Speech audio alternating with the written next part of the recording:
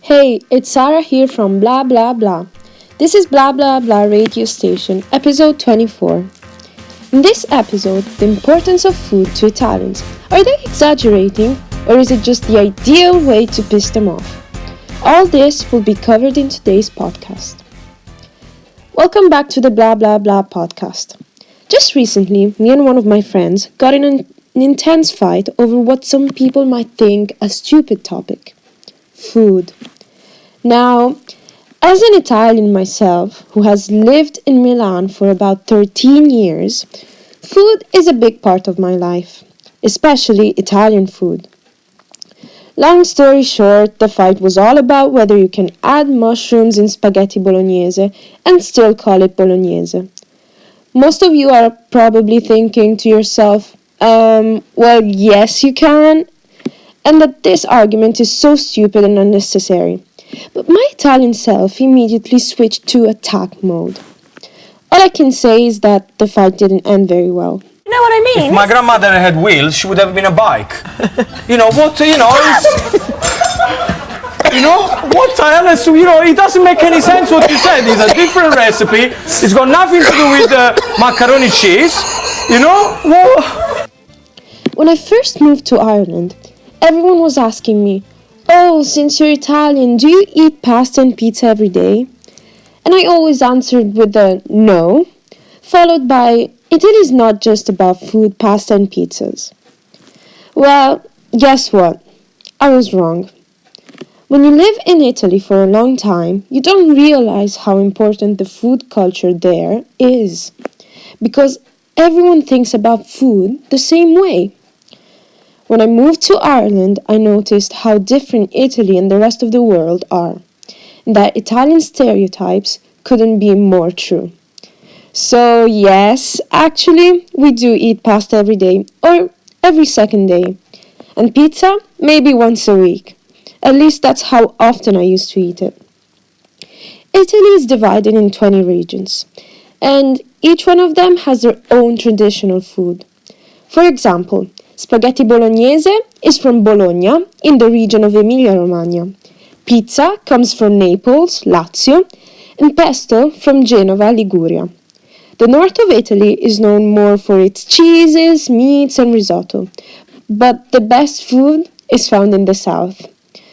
There are also two approaches to food from Italians. The northern way, which is more carefree and is open to try new things, and then the southern way, which takes Italian food very seriously. I'm a bit of both. I mean, I do lose the will to live when I see someone eat pasta with ketchup. Killian, thanks for the nightmares. But I'm not as bad as Luciano, my mom's colleague, who warms up his empty coffee cup in the microwave before pouring the actual coffee so that the coffee stays warm. Because this is just extreme Italianness. Coffee is a must in Italy. You'll never encounter someone who doesn't drink it. The go-to coffee is the espresso, and it's the one that is drunk the most. The Americano does not exist, and when Italians go abroad and get it, they call it acqua del water, or toilet flush in English. Also, never ever order a cappuccino after noon, or they will give you bad looks. And if you ever order a latte, do expect to get a cup of milk.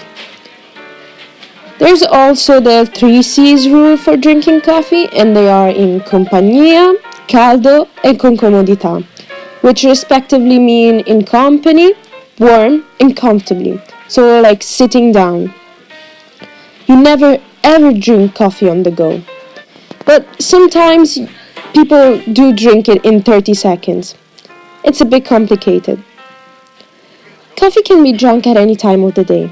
For breakfast, coffee break, after meals, with friends. It's basically the Italian tea.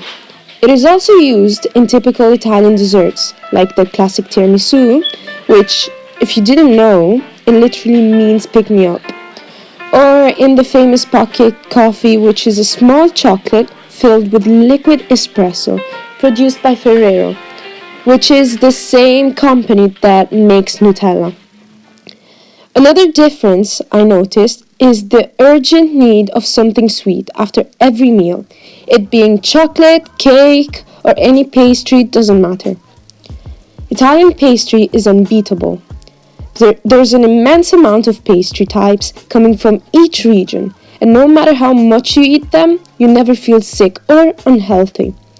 I remember walking to school and going through the main street, or piazza, and walking past the bakery with its warm smell of fresh out of the oven pastries, bread, and pizzas. Pizza is a great part of Italian food culture, and it is held very close to every Italian's heart. And ladies and gentlemen, that's why we're very picky with it. Pizza is usually eaten once a week during the weekend, either homemade or delivered to your house by your local pizzeria. I used to eat it every Saturday, and my dad used to make it, as he used to be a pizzaiolo, or pizza maker in English. And it tastes like it has been sent from the sky by a Roman god. It's the best pizza I have ever eaten in my entire life, and I've eaten a lot of pizzas. Pizza is not supposed to be a fast food. In fact, it is not unhealthy at all if it's homemade or bought from a traditional pizzeria. Pizza is simply a base dough made out of flour and tomato sauce with toppings such as veggies or good quality meat. At least that's the traditional one. Apache, Domino's, and Pizza Hut do not sell real pizza. It is all Americanized. And don't get me started on the toppings people choose to put on their pizzas here. For example, chicken should never ever be any close to a pizza. And that's the same with steak. I can't believe people actually do that. The only meats that can go on a pizza are ham, salami, or bresaola, which is a beef ham, let's say. Tuna can also be used on pizzas. Now, what is completely unacceptable is freaking pineapple and corn on pizza. Every time someone puts them on a pizza, a grandma in Naples dies. So, stop being so selfish. You can never mix sweet with savory, not when following the tradition. Also, in Italy, everyone gets their own whole pizza. There is no such thing as sharing pizza. Even the smallest kids have their own. When I first had pizza here in Ireland with my friends, they ordered just 3 pizzas, and we were in 4. And I thought one of them wasn't going to eat, but then I was like, oh, we're sharing it? So yeah, it was a bit disappointing. I think the thinking behind this is that you can't eat more flavors at once because you won't be able to enjoy each of them at their fullest. That's also the reason why we eat our foods separately. You can't put pasta in the same place with your steak and salad because the flavors will mix up.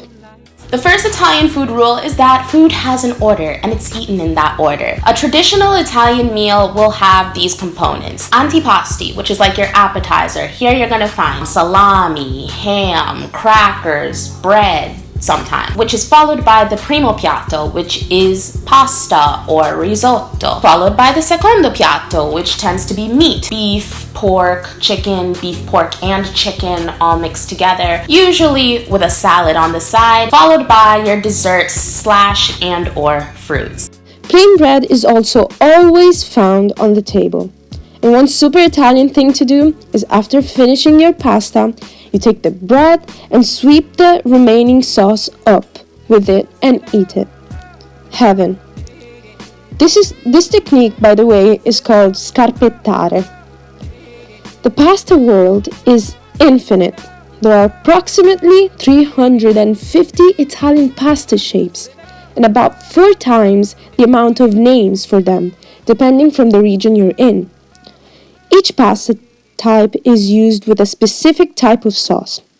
You don't just pick up penne pasta and match it with whatever sauce you like. Some pasta shapes hold certain sauces better than others, and the wrong shape can make the best sauce in the world look soggy or too lumpy. Pasta shouldn't be overcooked, and it has to be al dente. So you always cook it until 2 minutes before the time indicated on the package. If it's not al dente, it's not considered pasta anymore, but something else. I'm just trying to keep this podcast PG. The Italian diet is a very balanced one. The secret is to eat multiple things in small quantities so that you're able to get all the nutrients your body needs. It is full of vegetables, meat, and healthy fats. That's why we use olive oil for literally everything. Almost every dish requires olive oil. I can't think of one that doesn't. We put olive oil on bread, we use it to fry things, to make things not stick on the pan, and we also drink it at the club instead of shots. No, the last one was a joke. Sometimes, though, I just take a slice of bread and pour some olive oil on it and add some Parmesan cheese. It's amazing. We also use it a lot on our bodies as a natural moisturizer. It's a game changer. So, now that you know some rules we have in the Italian food world, I'm sure you're not surprised as to why we take food that seriously. Imagine learning about all of that when you're very small, and then when you become an adult, you go somewhere else where they mix up everything together and mess up the food you've been raised with. You were peacefully enjoying your day one day, and a dude comes up to you and tells you, "Ooh, I love pasta bolognese with mushrooms." And then you're like, "No, bolognese doesn't have mushrooms. If you add mushrooms, it's not bolognese anymore." And they say, "Yes, it is." And you want to call Gino da Campo to come there and slap the hell out of them. So yes, if you want to piss off an Italian, go for the food.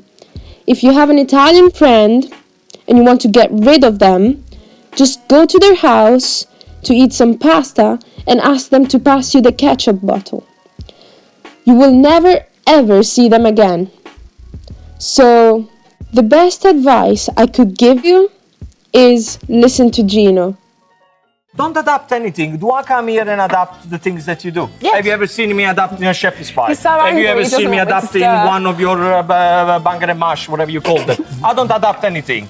I stick with a plan. Stick with a plan. Okay. So yeah, this concludes today's podcast.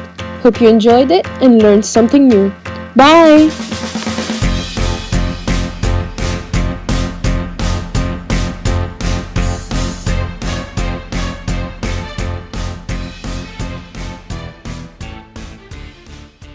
Close.